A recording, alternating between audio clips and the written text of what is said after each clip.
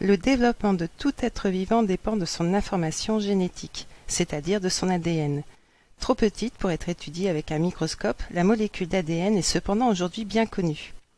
Dès 1950, Rosalind Franklin et Maurice Wilkins obtiennent ce cliché de l'ADN par diffraction au rayon X. Son analyse révèle une structure symétrique constituée de 2 chaînes enroulées l'une autour de l'autre en double hélice. La même année, Erwin Chargaff mesure les proportions des 4 composants de l'ADN chez différentes espèces. Ces 4 composants sont les nucléotides. Il y a le nucléotide A-adénine, le nucléotide A-cytosine, celui A-guanine et enfin celui A-thymine. Voici ces résultats visibles sur le tableau.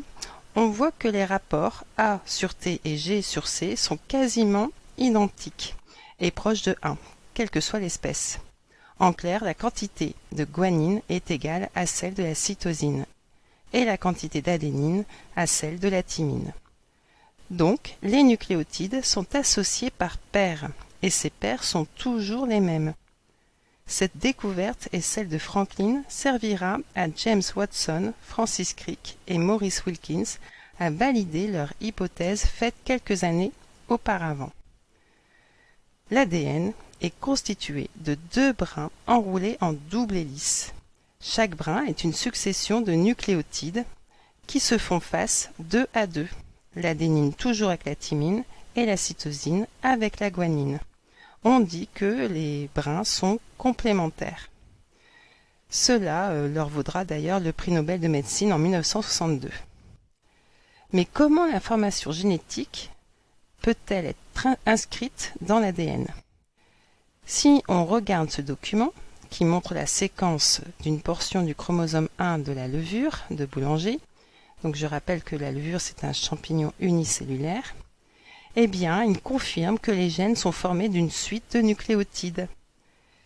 Ils sont d'ailleurs représentés par une lettre A, C, G ou T, et il n'y a qu'un seul brin de noté, l'autre pouvant, vous le savez maintenant, se deviner facilement.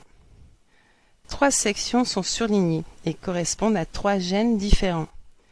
Ils n'ont pas la même suite de nucléotides. Cette succession de nucléotides dans un ordre précis est appelée d'ailleurs la séquence. Et on voit aussi que les gènes n'ont pas non plus la même longueur. Cette simple comparaison permet de mettre en évidence les différences de séquence entre les gènes. La séquence est donc au cœur de l'information génétique. C'est un langage codé à 4 lettres seulement pour la cellule. La séquence correspond à un gène précis.